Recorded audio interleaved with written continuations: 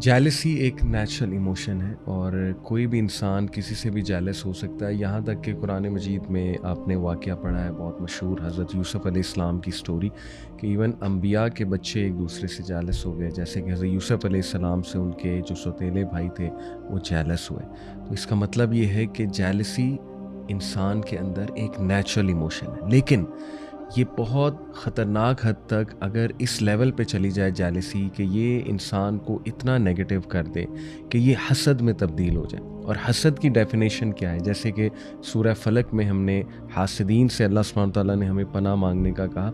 हासिद वो होता है जो आपसे इस लेवल पे जेलस हो जाए कि वो अब ये चाहे कि जो नेमत आपके पास है वो आपसे छिन जाए और आप तबाह व बर्बाद हो जाएँ। और हासिद फिर इस लेवल पे दुश्मनी पे जाता है कि वो फिर आपको तबाह व बर्बाद करने में लग जाता है। लेकिन ये भी हमें जो है वो कुरान और हदीस की रोशनी में ये बात पता लगती है कि सबसे पहले हासिद खुद अपना नुकसान करता है। सबसे पहले तो वो अपने तमाम जो नेक अमाल हैं, ऑब्वियसली नबी सल्लल्लाहु अलैहि वसल्लम ने कहा ना कि जिस तरह से हसद जो है वो नेक अमाल को खा जाता है, और बिल्कुल ये इसी तरह है जिस तरह से दीमक जो है वो लकड़ी को खा जाती है, तो पता भी नहीं लगता इंसान को उसके नेक अमाल जो है वो इस तरह से ख़त्म हो रहे होते हैं, अल्लाह माफ़ करे। उसके बाद उसकी पर्सनैलिटी पे उसके बहुत नुकसानात होते हैं, क्योंकि हासिद इनसिक्योर होता है। एक जेलस इंसान एक इनसिक्योर इंसान है जिसकी अपनी बहुत सी इनसिक्योरिटीज़ होती हैं। शायद उसके साथ ट्रीटमेंट कभी गलत हुई हो तो अब वो चाहता है कि दूसरों को अच्छी ट्रीटमेंट ना मिले।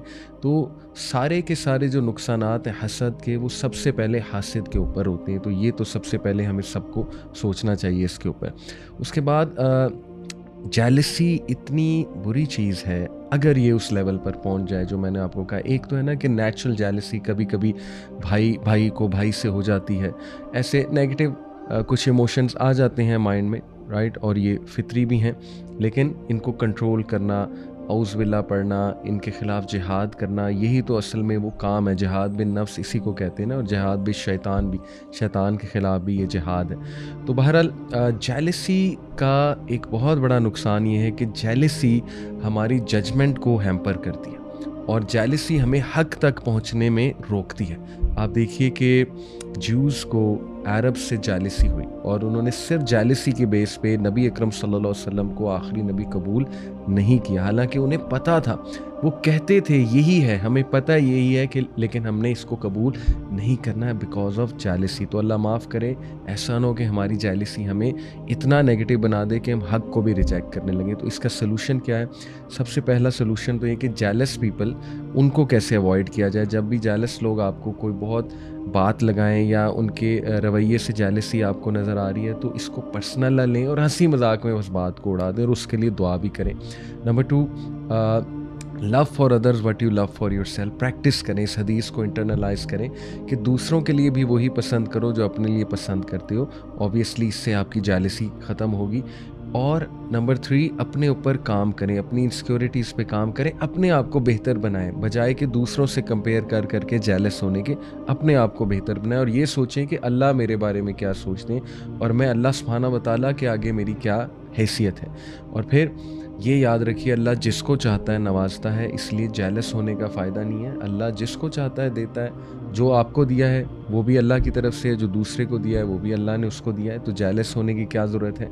मेक दुआ, अपने लिए भी दुआ करें और उसके लिए भी दुआ करें जिससे आपको जेलसी फील हो रही है। बल्कि मैं आपके सामने खूबसूरत हदीस रखता हूँ। अल्लाह के नबी सल्लल्लाहु अलैहि वसल्लम ने फरमाया, ये मुवत्ता मालिक की जो है वो हदीस है, shake hands for this will dispel rancour and exchange gifts and love one another for this will dispel हेटेड। अल्लाह के नबी सल्लल्लाहु अलैहि वसल्लम का हाथ मिलाया करो एक दूसरे से और गिफ्ट्स एक्सचेंज किया करो, क्योंकि इससे जेलसी, हेटेड और तमाम नेगेटिव जज्बात जो है वो ख़त्म होते हैं। अल्लाह ताला हमें जेलसी से बचाए और हमें पॉजिटिव बनने की तौफीक अता फरमाए।